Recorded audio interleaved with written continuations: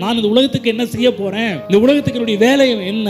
நம்ம நல்லா இருந்தா மட்டும் போதாதுங்க, முழு உலகத்துக்கும் சுவிசேஷம் சொல்ல வேண்டும் என்று கர்த்தர் விரும்புகிறார். உங்களுக்கு மட்டும் இருந்தா நீங்க போதும்னா உங்களுக்கு மட்டும் தான் போதும், அது சுயநலம். ஆண்டவர் எனக்கு போதும், என் மனைவி போதும், என் கணவனுக்கு போதும், என் பிள்ளைகளுக்கு போதும், என் அக்கா தங்கச்சிகளுக்கு போதும், எங்க உறவினர்களுக்கு போதும் என்ற மனநிலை வாழும்போது செல்ஃபிஷ். இதை தாண்டி முழு உலகத்துக்கும் சுவிசேஷம் போக வேண்டும் என்ற மனநிலை உருவாகக்கூடியவன் தான் உடன்படிக்கையின் பிள்ளைகள். இப்ப கவனிக்கணும், சுவிசேஷம் முழு மனுவர்க்கத்துக்கும் செல்ல வேண்டும் என்பதற்காக தான் கர்த்தர் நம்மை ஆசீர்வதிக்கிறார். நல்லா புரிஞ்சுது, உங்க மனதில் கொண்டு போய் செட் பண்ணிக்கணும். போதும் என்ற மனநிலையை வாழாதீங்க. முழு உலகத்துக்கும் சுவிசேஷம் செல்ல வேண்டும் என்றால் நீங்கள் நன்றாக இருக்க வேண்டும். நான் ஸ்டார்ட் பண்ணும்போது சொன்னேன், நம்ம தியாகம் பண்ணி இதை கொடுக்கறது கிடையாது. கடவுளுடைய வார்த்தையை கேட்டு விசுவாசிச்சு ஆசீர்வாதத்திலிருந்து எடுத்து விதைக்க வேண்டும். ஒண்ணுமே இல்லாம கொடுக்க முடியாது. ஆனால் நம்ம ஆசீர்வதிக்கப்பட்டோம் என்றால் கொடுக்க தயங்க மாட்டோம், கொடுக்க யோசிக்க மாட்டோம், கொடுக்க நம்ம நினைச்சிட்டு இருக்க யோசிச்சுட்டு இருக்க மாட்டோம். கொடுக்கலாமா வேணாமான்னு அந்த சந்தேகத்தில் இருக்க மாட்டோம். ஆகவே நல்லா புரிஞ்சுக்கணும், எதற்காக நம்ம இந்த உலகத்தில் இருக்கிறோம். நல்லா புரிஞ்சுக்கணும், முழு உலகத்துக்கும் என்னால் சுவிசேஷம்